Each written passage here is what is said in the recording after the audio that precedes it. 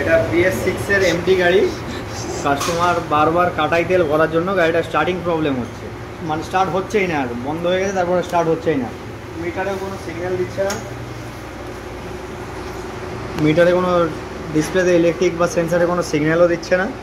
ওকে আছে কিন্তু স্টার্ট হচ্ছে না গাড়ি। সেই জন্যে প্রথমে পাম্প, ফুয়েল পাম্প আর ফুয়েল ইঞ্জেক্টরটা চেক করা হবে। চলো স্টার্ট হচ্ছে না।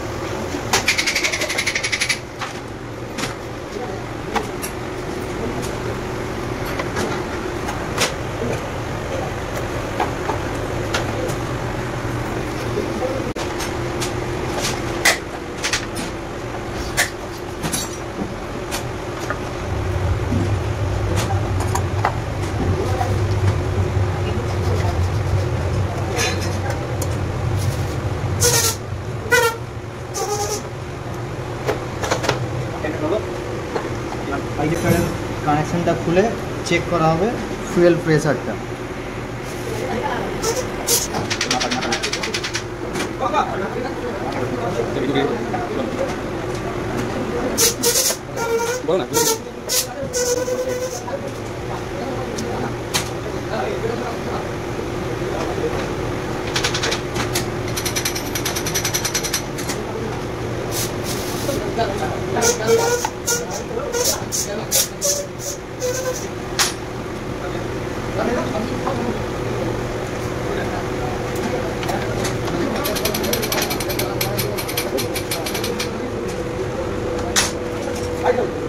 ফুয়েল পাম্পের প্রেসারটা থাকবে 220 থেকে 300 kPa। ফুয়েল পাম্পের প্রেসারটা চেক করা হবে, এটা 220 থেকে 300-র মধ্যে থাকবে।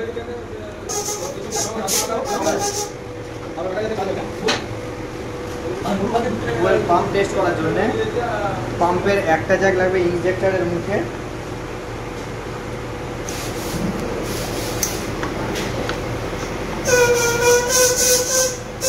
আর একটা জ্যাক লাগবে ফুয়েল পাম্পের মুখে।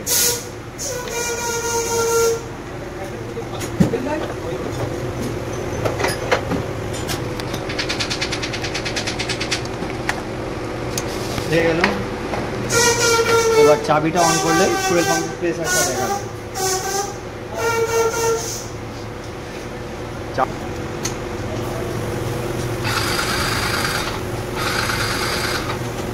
প্রেসারই উঠছে, পাইপ লোড হয়ে গেছে, চাবি অন অফ করে।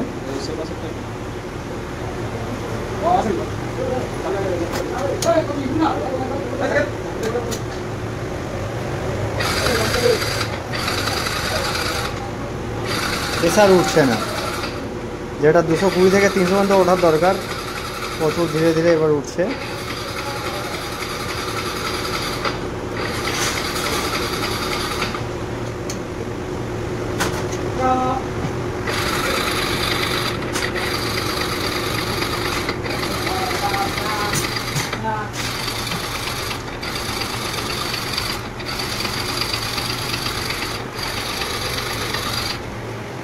প্রেসারটা 100-র ওপরেও যাচ্ছে না, তাই একটা অন্য পাম্প লাগিয়ে দেখব।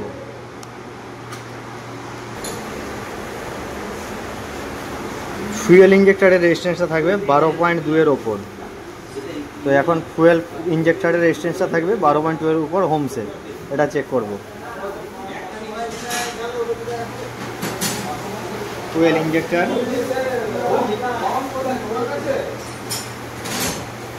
এটা থাকবে হোমসের 200-তে, ঠিক এই জায়গাটায় হোমসের 200।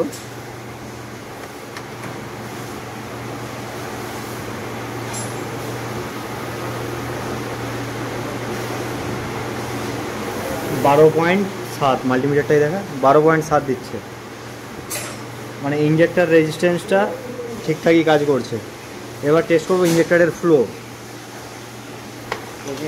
নিয়ে যাচ্ছি ফ্লো টেস্ট করতে ইঞ্জেক্টর ক্লিনার মেশিন।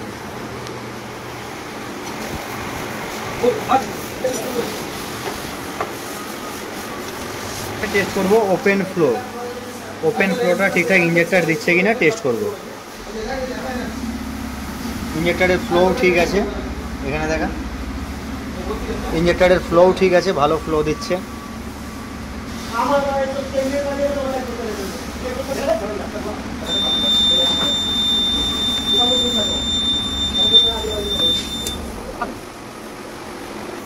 এরপর ইঞ্জেক্টরটা একবার ক্লিন করে নেব।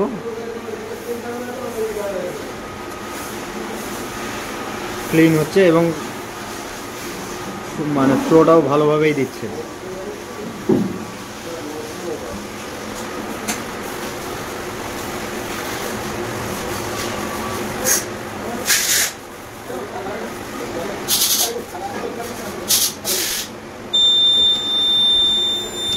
ইঞ্জেক্টর ক্লিন কমপ্লিট হয়ে গেল।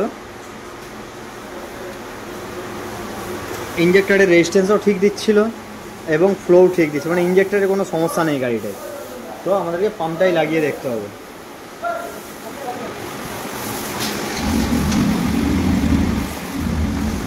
নতুন ফুয়েল পাম্প, 6587 টাকা দাম।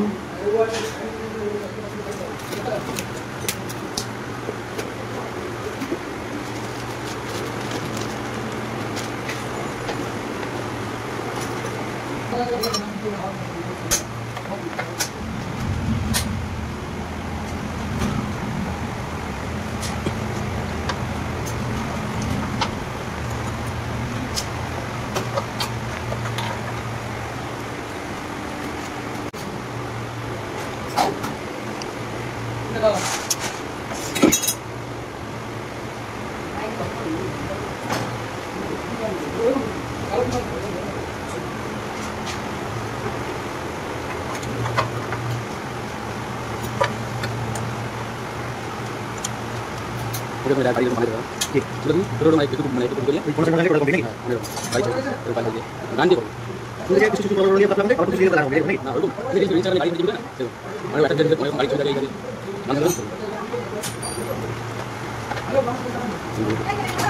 আগে ইঞ্জেক্টরটা বসিয়ে নেব।